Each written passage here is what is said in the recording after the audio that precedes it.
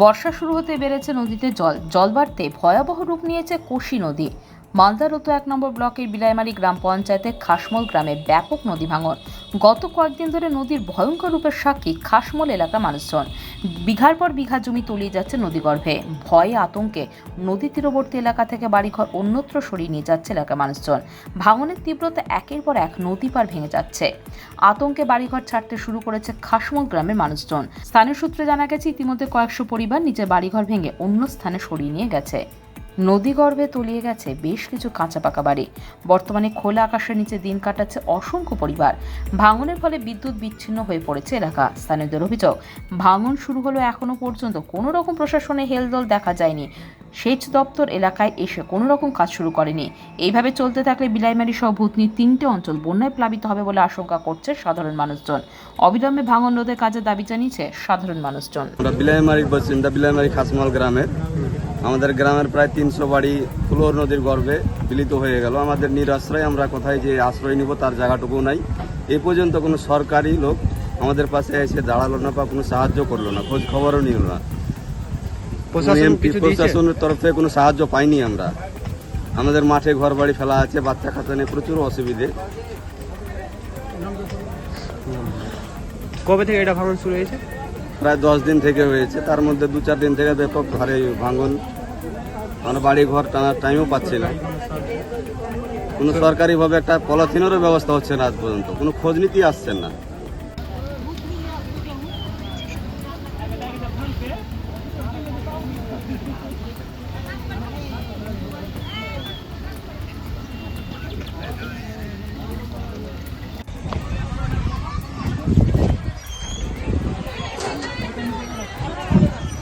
রান্না করছে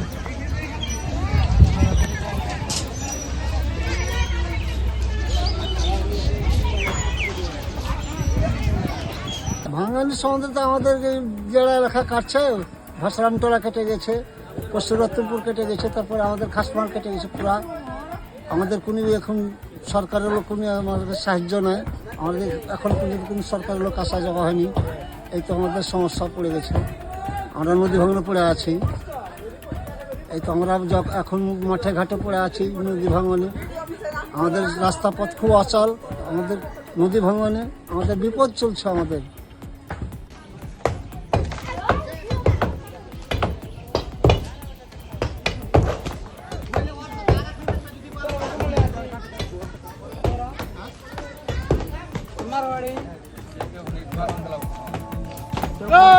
হ্যাঁ ভাড়া সাথে